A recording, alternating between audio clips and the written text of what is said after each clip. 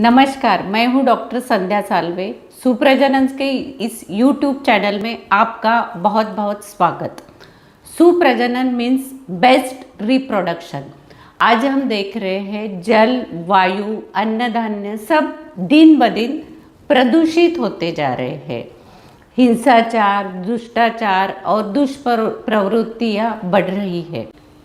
ऐसी परिस्थिति में अगर जीना है तो आने वाली पीढ़ी को मानसिक और शारीरिक तौर पर सबल होना पड़ेगा, संस्कारी होना पड़ेगा, यानी हमें सुप्रजा का निर्माण करना होगा। पहले के ज़माने में एक ही दंपति के 8-8, 10-10 संतानें होती थी। धीरे धीरे ये संख्या कम होते गई और अभी तो ये हाल है कि एक ही बस।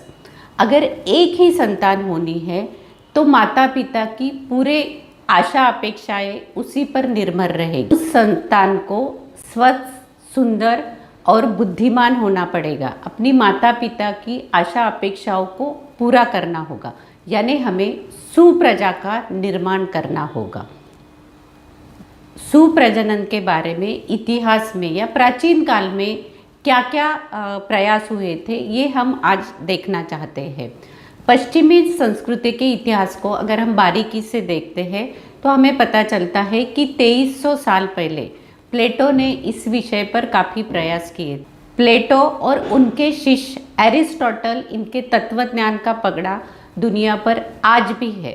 प्लेटो ने अपने ग्रंथ रिपब्लिक एंड लॉज नामक ग्रंथ में सुप्रजनन के बारे में या सुप्रजा निर्माण के लिए क्या कायदे और कानून होने चाहिए, इसके बारे में विस्तृत जानकारी दी है।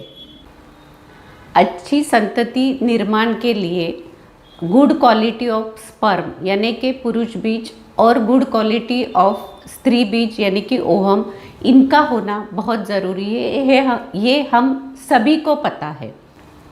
सर्वप्रथम स्पर्म बैंक की संकल्पना Nobel prize winner scientist Hermann Muller ने दुनिया को दी और 1980s में रॉबर्ट ग्रैहम नामक साइंटिस्ट और उद्योगपति ने इसको प्रत्यक्ष रूप दिया।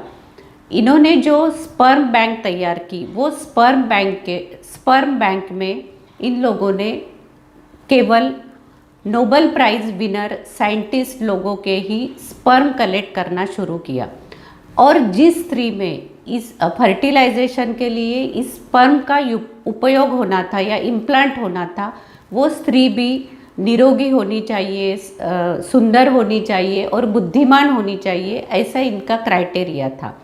1981 से लेकर 1983 तक इस स्पर्म बैंक का लाभ काफ़ी लोगों ने लिया। England, Germany, Canada, Egypt, Italy, ऐसे काफ़ी सारे देशों में ये संतानें फैली हुई है। लेकिन ये एक्सपेरिमेंट का कंक्लूजन जब सामने आया तब ग्राहम को बहुत बड़ा धक्का लगा।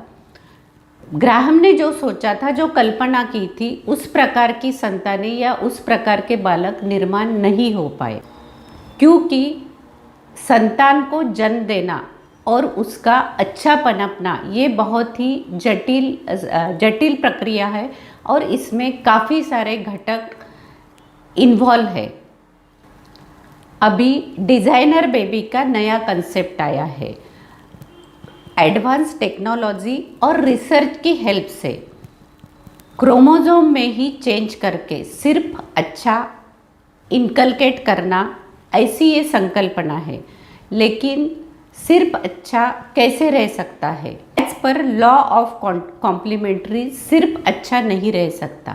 जैसे हम देखते हैं अच्छे के साथ बुरा आता है, सुख के साथ दुख आता है, दिन के साथ रात आती है, ये तो नेचर का लॉ है। तो सिर्फ अगर अच्छा नहीं रहेगा तो हम सुप्रजा के लिए क्या करें, सुप्रजनन के लिए हमें क्या करना चाहिए, ये सोचने वाली बात है।